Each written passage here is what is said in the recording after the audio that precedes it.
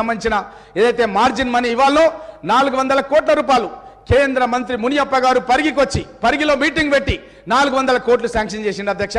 అప్పుడు ముఖ్యమంత్రి కిరణ్ కుమార్ రెడ్డి గారు ఎస్సీ ఎస్టీ సబ్ ప్లాన్ లో మీరు సభ్యులు అధ్యక్ష అప్పుడు పరిగిలోనే ఒకరోజు నిద్ర చేసి ఎస్సీ రెసిడెన్షియల్ స్కూల్లో నిద్ర చేసి 400 కోట్లు విడుదల చేసిండు అధ్యక్ష.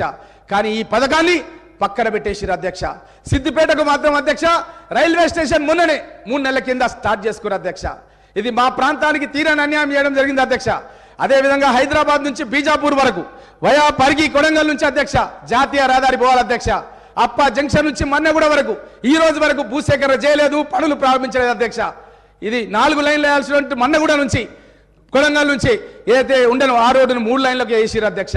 ఇది మా ప్రాంతానికి మేము శాంక్షన్ చేయించుకునే అధ్యక్ష.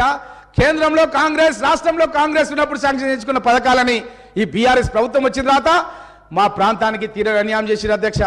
అదేవిధంగా అధ్యక్ష ప్రాణహిత చేవెళ్ల ప్రాజెక్ట్ అధ్యక్ష వైఎస్ రాజశేఖర రెడ్డి గారు ముఖ్యమంత్రిగా ఉన్నప్పుడు మీరు నేను అందరం కూడా కలిసి వికారాబాద్ బ్లాక్ గ్రౌండ్ లోపల రాజశేఖర రెడ్డి గారి దృష్టికి తీసుకొచ్చి నేను సమస్య ఈ యొక్క ప్రాణహిత చేవెళ్ల వరకే కాదు పడికి వరకు పొగిడించాలని చెప్పి ఆ రోజు ప్రకటన వచ్చే విధంగా నేను కృషి చేసిన అధ్యక్ష. ముఖ్యమంత్రి గారు నా పేరు తీసుకొని వికారాబాద్ గ్రౌండ్ అనౌన్స్ చేసిన అధ్యక్ష. ఈ యొక్క ప్రాణహిత చేవెళ్ల ప్రాజెక్టును పరిగి వికారాబాద్ ప్రాంతాలకు పొడిగిస్తున్నామని చెప్పి ఆ రోజు ప్రకటన చేసిన అధ్యక్ష. కానీ ప్రాణహిత చేవెళ్లను రీడిజైన్ లో భాగంగా అధ్యక్ష మన ప్రాంతానికి ట్రాన్స్ట్రా ఇండియా అనే కంపెనీకి 1100 కోట్ల రూపాయల కాంట్రాక్ట్ ఇచ్చారు అధ్యక్ష.